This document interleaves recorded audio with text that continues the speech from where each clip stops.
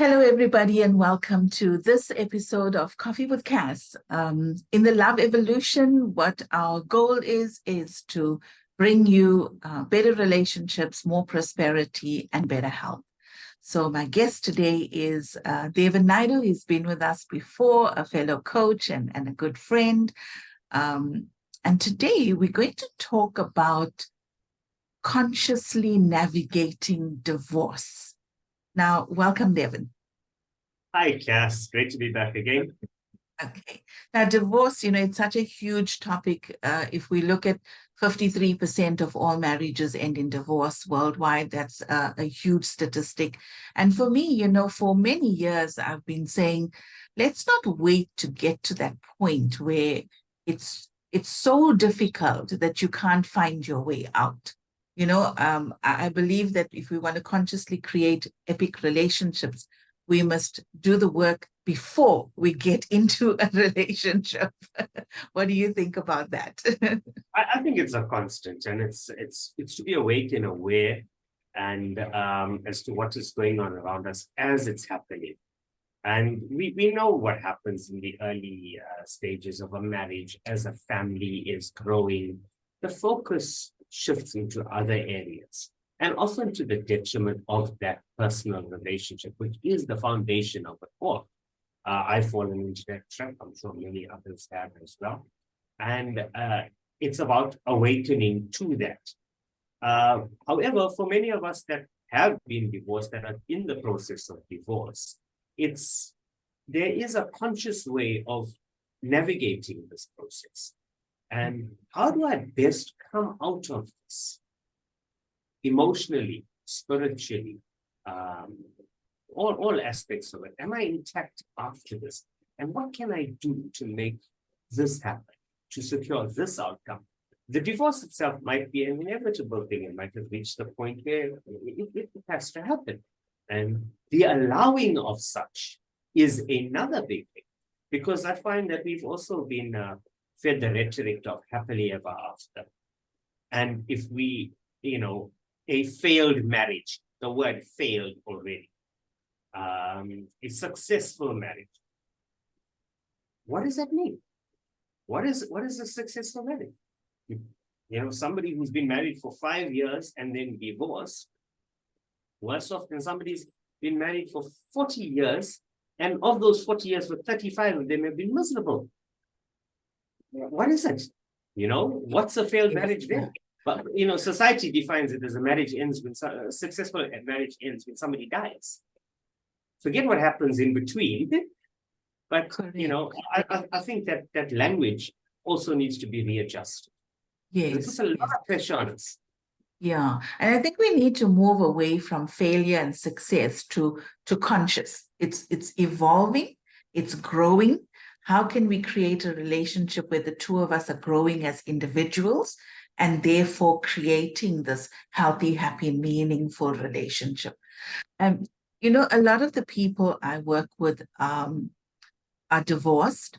And I think one of the myths with divorce is that we say that time heals all wounds. And I know that's quite a cliche, but I don't find that, if you do nothing and you just wait and carry on with life and think, in time, everything's going to be okay again. What's your view on that? Time doesn't heal anything if you don't put the work in. I know people, people that have been unhappy and miserable after separations, after the loss of somebody for ages, because they've never dealt with the core reasons why. They've not healed from it. And what we're talking about is healing. The end of a relationship is no different to the loss of a loved one or a death. I believe the mourning process is the same. And it's hugely traumatic for oneself and for everybody you love. When children are involved, there's the added guilt and failure of that one has to bear. Now, I believe I'm pretty fortunate. I call myself and my ex-wife Wendy, I say we're happily divorced. And what does that mean? For me, that means everyone is happy. we've made peace with the situation. The family unit in our case is probably stronger because it doesn't have the dynamic of she and I in the middle of it, sorting ourselves out. Now when I look back on my divorce, I look at it as probably the greatest opportunity for learning and growth in my life. Okay.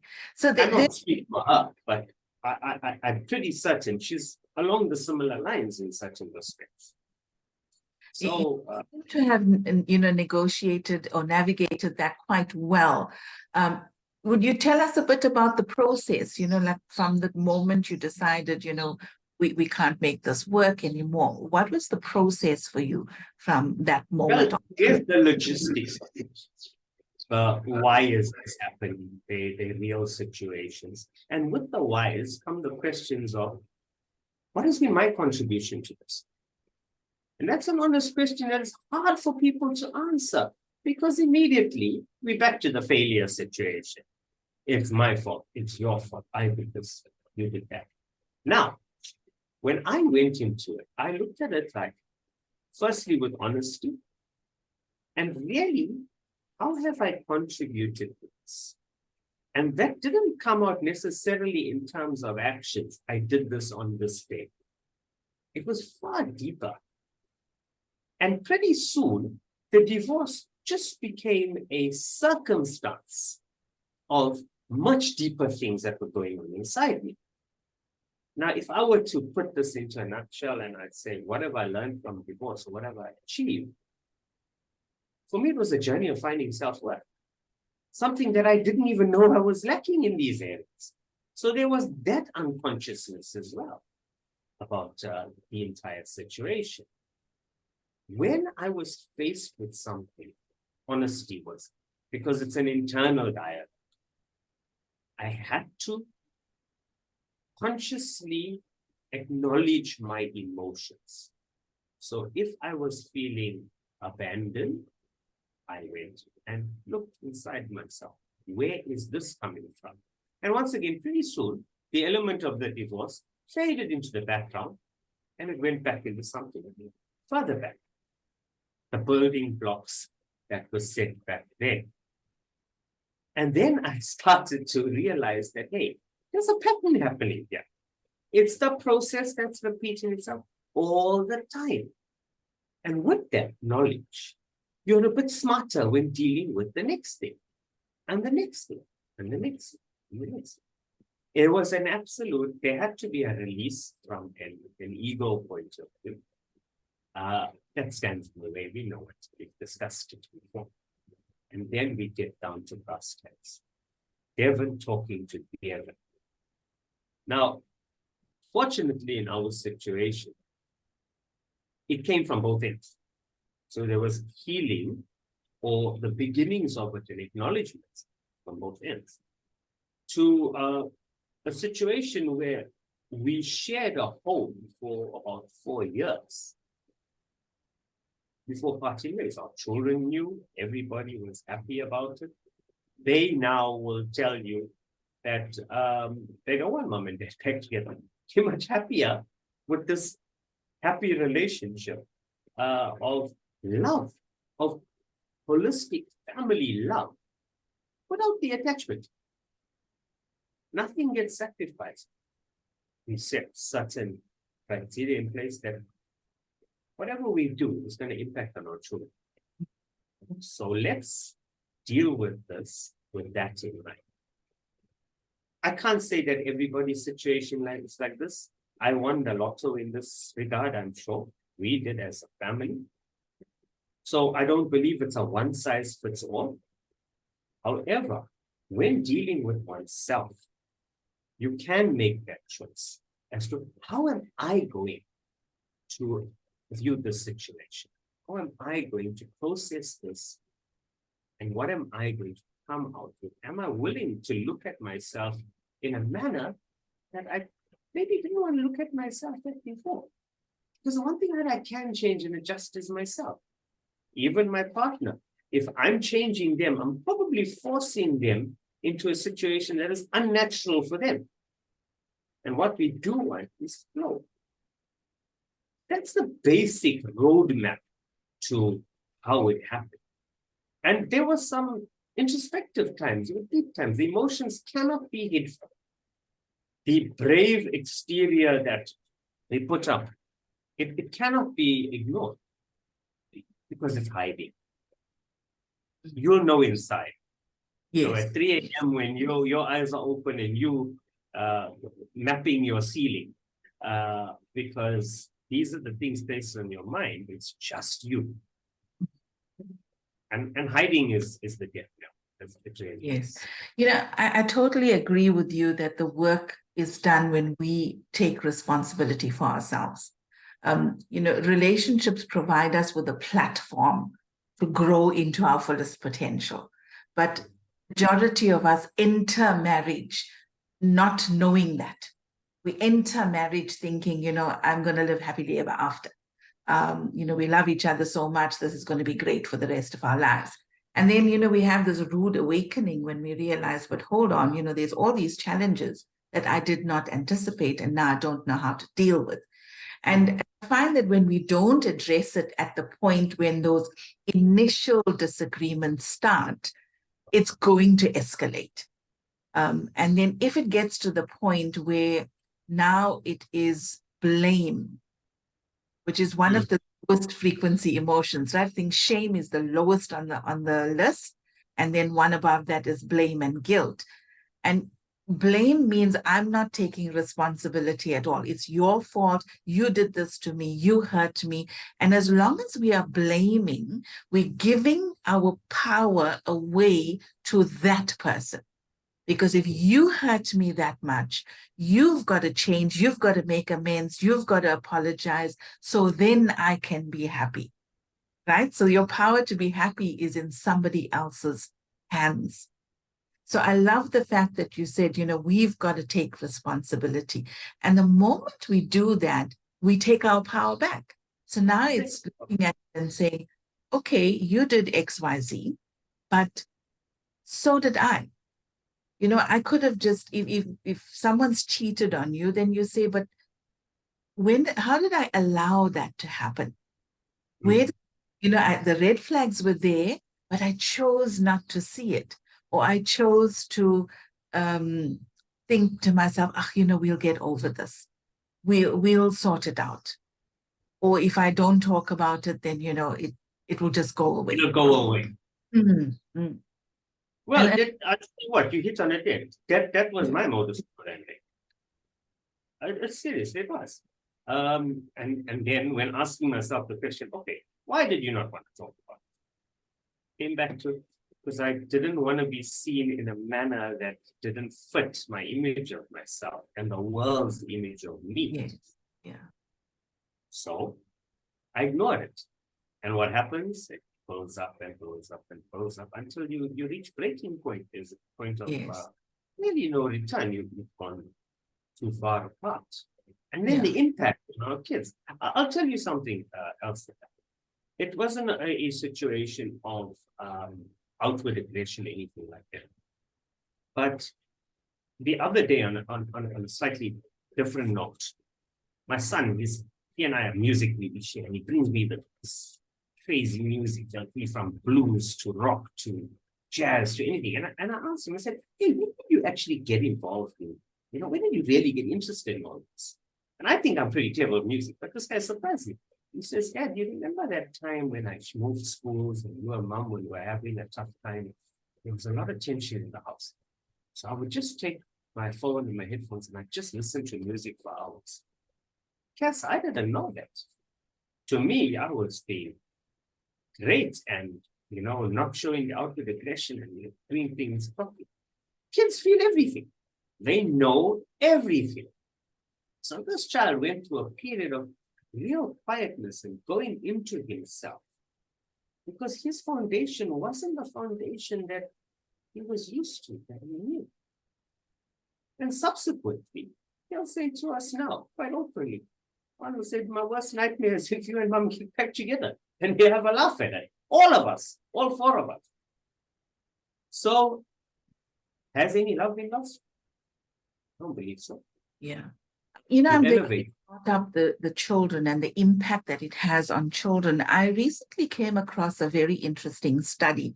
And what they did was they looked at children whose parents were having these frequent arguments and whether they did it in the presence of the child or you think the child is asleep and then they're having their arguments. It didn't matter, right?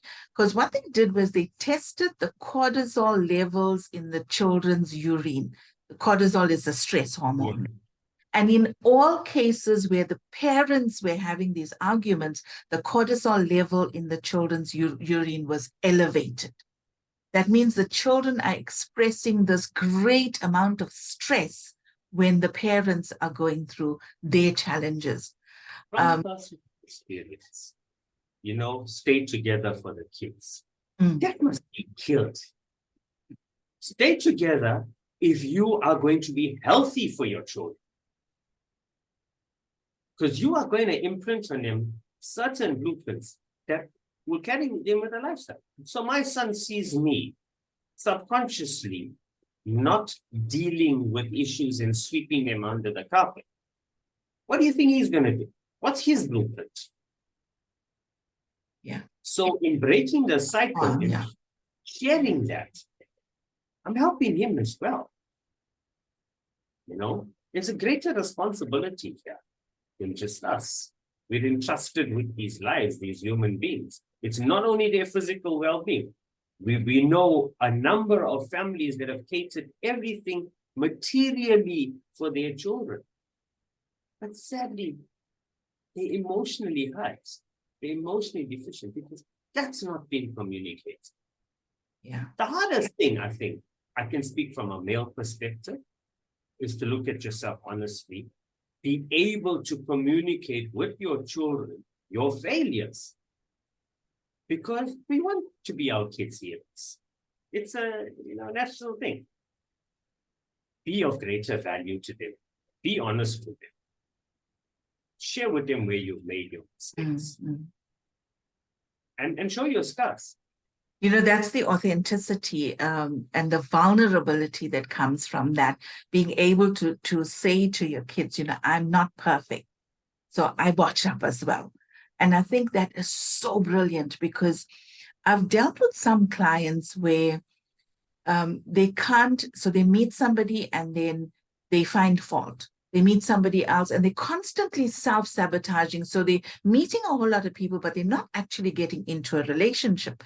So I always go back and look at the parents' relationship to see what they as children took from there. So what were their blueprints, their conditioning from that? And so often I find this where they say, oh, my parents had a perfect relationship. Now, you and I know that does not exist. So those parents put on the mask in front of their kids. So it's a perfect relationship in front of their kids. So they're most probably having their arguments and things when the kids are out at school. So the kids see that as now, this is what a healthy relationship looks like. So now as adults, we're looking for that in partner after partner after partner, and we can't find it because we're not authentic enough to say, hey, you know what, this is not a perfect relationship, but we're doing the best we can. We love each other, but here's the challenges. And this is how we navigate these challenges. Granted, there are people who have amazing relationships, but amazing does not mean perfect. No, I don't think there is such a thing. I'll tell you my track record, if I can, is that slowly my building blocks were created through my life where I got validation from. I got validation from being seen as the perfect son. I loved it when people said, oh, your son is so good. What a good boy. Looks after you like this. Something. That fueled me somewhere inside. That became a value to me of my identity.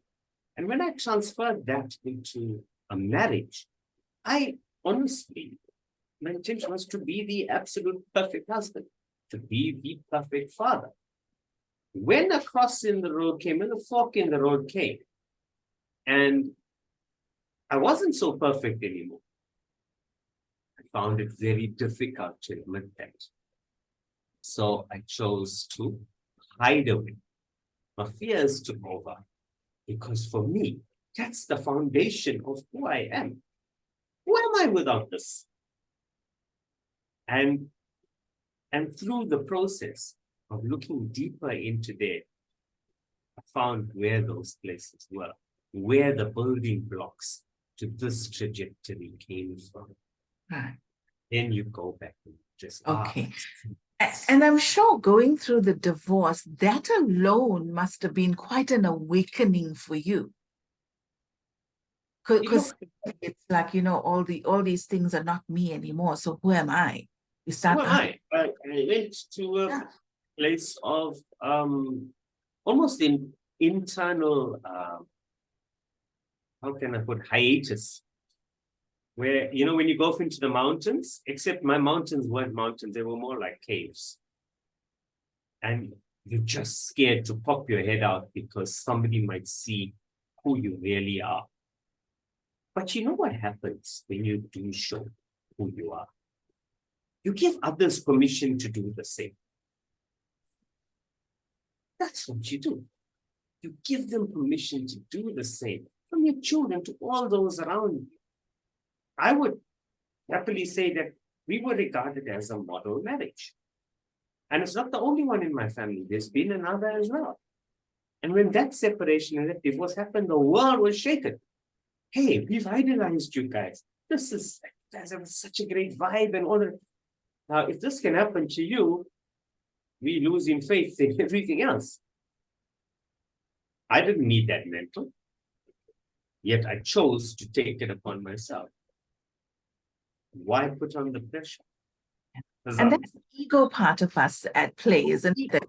Seen as this perfect person, we've got it all right, we figured it out. And I see that on social media a lot, where people will only post pictures when they're on holiday, they're celebrating an anniversary. It's all the great stuff. And for anyone through a tough time, I'm going to say to you, go off social media because that's not the whole picture. You're just seeing what people want you to see, because as you mentioned before, it's what society wants from you.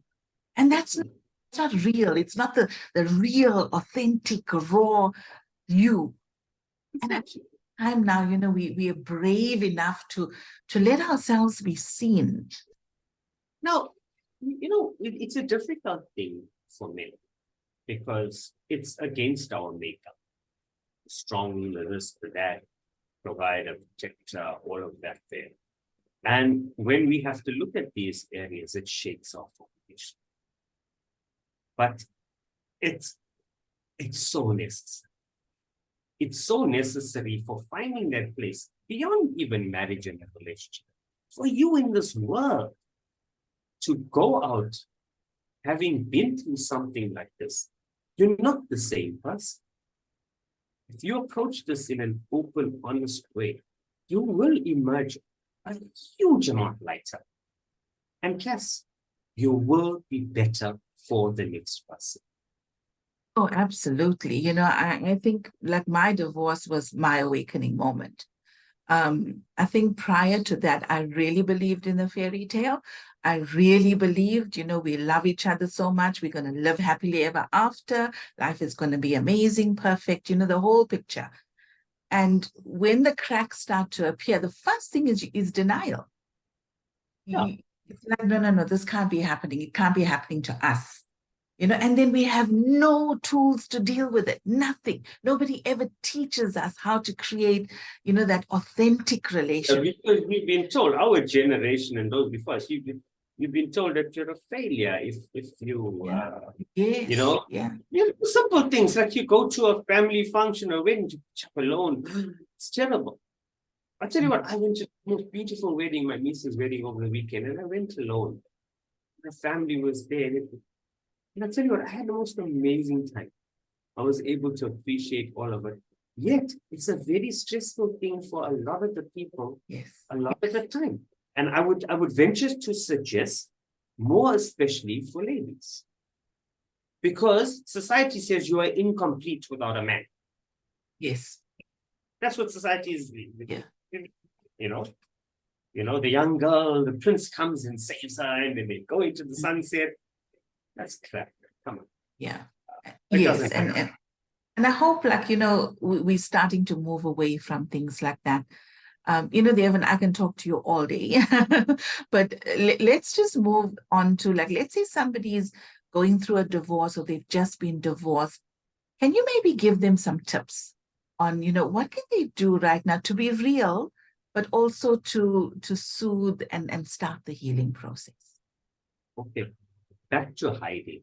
While we hide in those relationships, we'll also hide through the healing process. Hiding means the healing process is not happening. And ask yourself and be honest. And this is a self-dialogue. And you'll know it by the feeling you get when you answer those questions within yourself. Ask yourself the hard questions. Be honest and be open with yourself. There's nobody to impress, it's just you. And when you find that peaceful place, and I see why my behavior is like this. Because at that point, this is what happened. Here's an example. For some reason, 11 years old comes into me. I remember as an 11-year-old, I'm down and creating this vision of what I want. I don't know why. Perhaps it was something I saw at home that I wanted to change or whatever. And it was, I want to be married to one person for the rest of my life. And every morning, Same she here. must wake up and she must look at me and say, marrying me was the best thing in the world. That was my ideal. As an 11-year-old, that was it. And you grow up and you get into life and you still hold on to this unrealistic ideal. If I'm not doing that, then I'm failing. And acknowledging this through your healing process, whatever it is. Now we know there's a myriad of things that contribute to divorces. There's abuse, there's physical, mental, substance abuse often leads to these. There's traumas, the loss of a child, things like that take you on a trajectory that you're really not prepared for. You can only do it a step at a time. You can only be honest with the thing that you're dealing with there. Don't overthink it. Be honest. And you'll find there's an immense relief that happens. There's a huge weight off it when you can say, yeah, I see where I am, and tell others to. Because you're not putting on a show anymore. And you'll be surprised. I didn't get judgment. I really didn't. Got understanding. I got often shocked because you're nuts. This is how you're approaching things. Look, my mates and everybody, because your friends will rally around you and they want to protect you. Your family will protect you. They want to protect you. I had to take a conscious decision to say, hey, I'm not jumping on this bandwagon. Let me help you see that there's no negativity out there. There's no reason for you to dislike somebody if I don't dislike them. If I can say, I love this person, human love. You are the mother of my children. We've shared happy years together. Let's not forget those. I'd be betraying myself if I took that approach. And slowly, people come back. It got to the point where I got annoyed, where everybody, how are you? Are you okay? Even my kids got annoyed. One day they said, you know what, I just wish some people just stop asking us this question. So I think after a few years, everybody's got the message. I appreciate so much their love and their care. I do. Everybody, colleagues, friends, everybody. And I could have easily slipped into that mode. It wouldn't have helped our growth at all. We wouldn't have these balanced kids. We wouldn't be working towards how had that been the case. And honest communication. If you can start that in your marriage, you're probably never going to get divorced. Or if you have to part ways, you'll end up like me, you'll be happily divorced. And wish the best for the other person and yourself. I think once you get to the point, yeah, when you get to the point where you make the decision that this is it, we can't make this work, we better off on our own. I think that's the moment the fighting needs to stop. Yeah. Because in that moment, it's not about the other person anymore. It's not about everything that went wrong anymore. If you're waiting for the apology, if you're waiting for the other person to change, that's not your job from that moment on.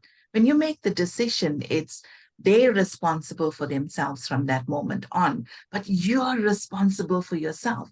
It's how you think, how you feel, your behavior, your actions, your fears, all of that is yours.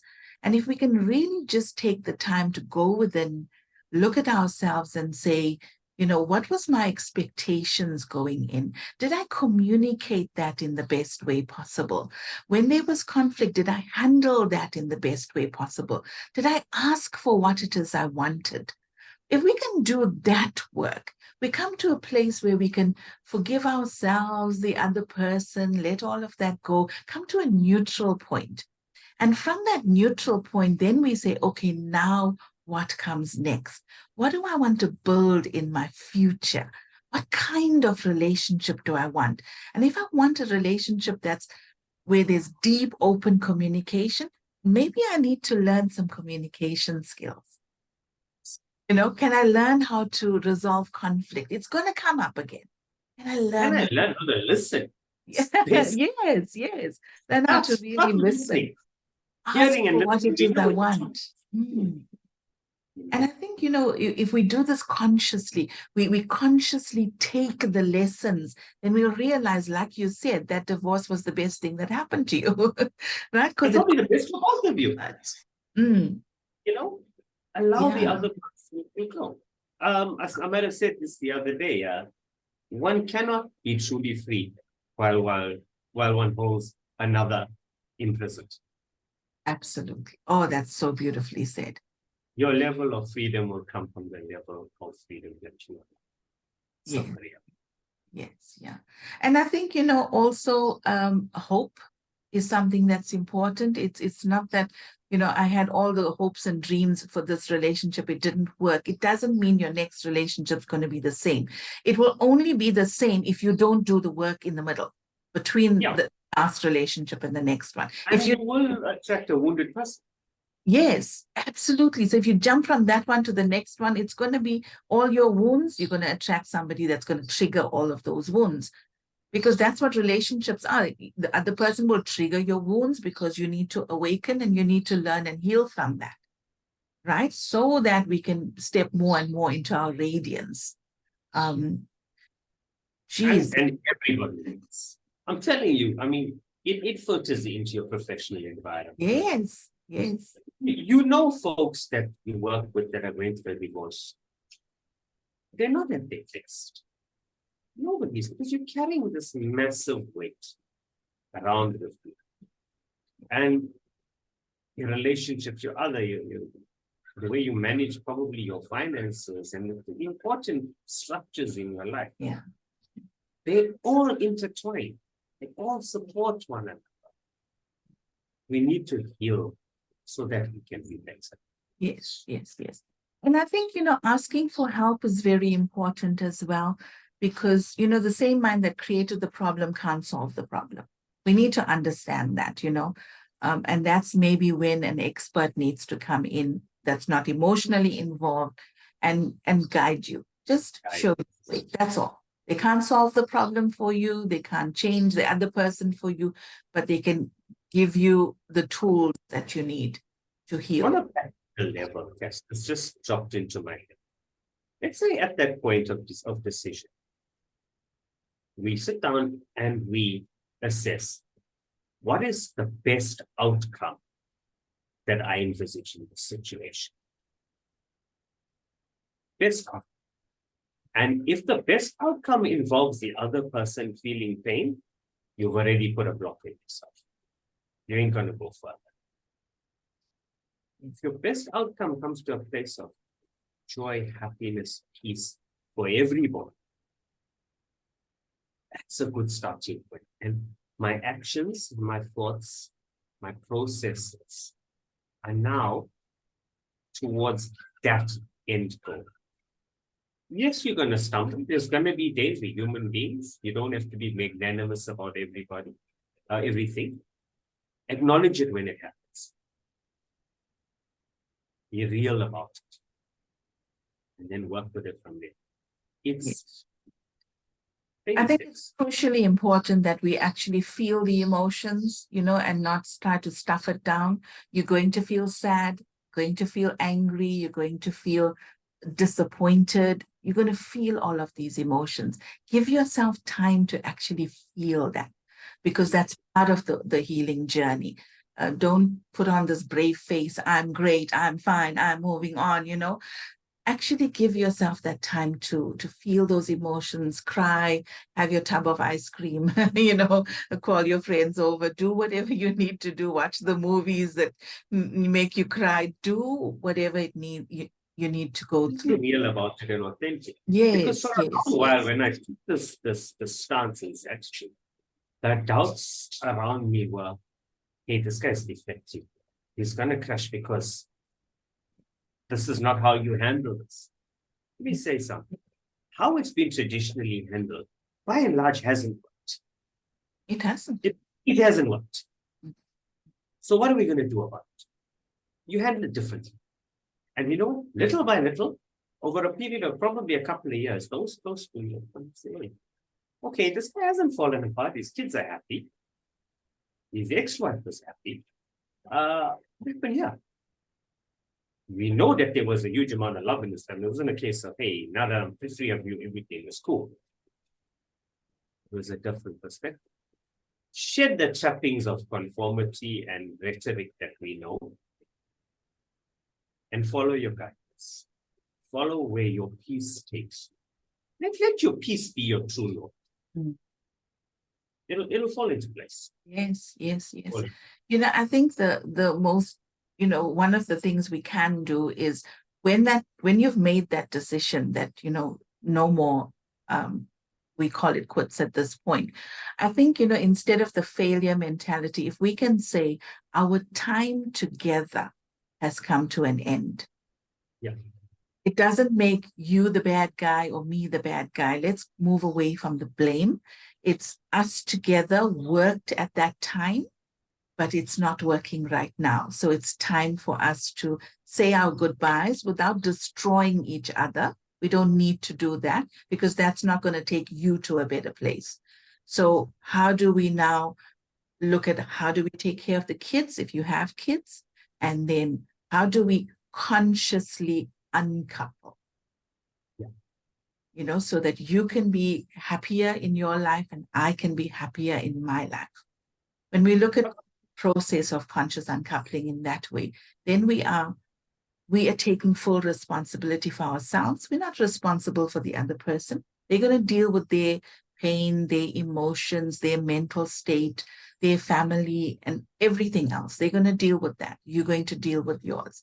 If you can support each other, even better. Most couples can't, but if you can, even better. If you can. Supporting somebody doesn't necessarily mean doing something. It means not being an obstacle to dating. Yes, at least that's the least we can do, not be the obstacle. You focus on you and don't be that obstacle. And emerge from it, having learned, having shown the way. But there is a better way to do this. Yes. And if you can accomplish these things in your relationship, you're probably not going to get divorced. Yes. And, normally, I'd be talking about consciously creating epic relationships, but this episode was for people that are, already got to that point where we didn't have the foundation in the first place. So this is Here's the question, Cass. Why can you not have an epic relationship with your ex? You can. Doesn't it's romantic. Yeah, it's not romantic, but it's a different kind of relationship. Upgrade of that situation. Yeah. And imagine if you surround yourself with epic relationships in the key areas of your life. Yes. happy person. Yes, yes, yes. And you know, also with relationships, you can have many relationships with the same person. So when you're courting, that's one kind of relationship, right? You get married and you're starting a home together, that's a different relationship. When you decide to have a family, now you co-parents, that's a different relationship. So you can still have a different relationship when you're divorced. You know, yeah, I remember my ex, you know, talking about, you know, he's seeing these two women and which one would be better for him. And we're actually having that conversation, you know. Because I was happy, you know, if he moved on. And now I mean, we've divorced a very long time, but I still want the best for him. Because he's the father of my child, I'll always want the best for him. That doesn't mean I'm in love with him. It doesn't mean I want him back, nothing like that. You know, but just wanting the best as there's another human being that I respect. You know, and I'm grateful for the happy years. Negativity is a heavy bag to carry. Yes. I mean, you negative towards somebody, they're gone off and live their lives. Who's burdened with that? Whose mind is invested in that situation? So we decide, hey, our level of frequency, we get to decide that. We want to stay at a low frequency, we're going to keep attracting people that are going to repeat those patterns with us. But we want something better, we've got to let go, we've got to take the lessons, we've got to come into our magnificence and then attract on a completely different level. That's just it. You know, there is health and upgrade and a healthier relationship the next way around, if you put the lessons into this. Because I'm 52, you what, 25? Yeah, about 34 now, you know, let's be honest. It's a lifetime is a long time to be unhappy. So let's say I'm 52. Hey, I get lucky, I live till I'm 80. Do the math, what's it? 28 years left. It's a long time to be unhappy, Cass. Yes, it is, yeah. Well, a long time. Yeah. Well, I'm 57 really, you know. and I'm loving it, you know. I don't feel the need to hide my age. This is me, this is who I am. I love me. I don't even right dye now. my hair. Because there's so little of it left. And you know, even the right person is going to find all of that so attractive. When we can really just be authentically who we are, I know that right person's going to look at you and go, wow, this is the person I've been waiting for. But if we put on that false self, we're attracting somebody that's attracted to the false self. Doesn't make sense. You know, that's it. You know? Yeah. 28 years is my magic number now. If I make it that long, 28 years. Be happy for at 80 we'll reassess.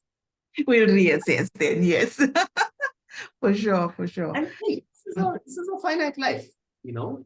You got this 80 odd years in a planet that's been around for how many billion? And the universe is 14 billion or whatever. So it's really minuscule. The time that we hear this body exists, this consciousness exists in this physical form. This thing has an expiry date. Yes. And I think that, you know, there's time for you to feel the pain, but it mustn't go on. It's not something, we're not meant to live in that kind of pain and sadness and separation. So, you know, the faster you do the healing work, the faster you come out the other side, and then you can create something very different. My wish for every single person watching this today is that you will find this deep love, you will create those epic relationships consciously. And Devan, thank you so, so much for your time, your wisdom, your expertise. You know, it just comes through so authentically. And I'm so happy with, you know, the work that you're doing with people to help them as well in their lives, you know. So thank you so much for that. Hopefully I give others permission to be with it. Absolutely, yes. So everyone, if you've enjoyed what you've heard on this video, please give it a thumbs up, share it with other people. It helps the channel grow and more people get to see the kind of content that we put out. And we'll see you in the next Coffee with Cass.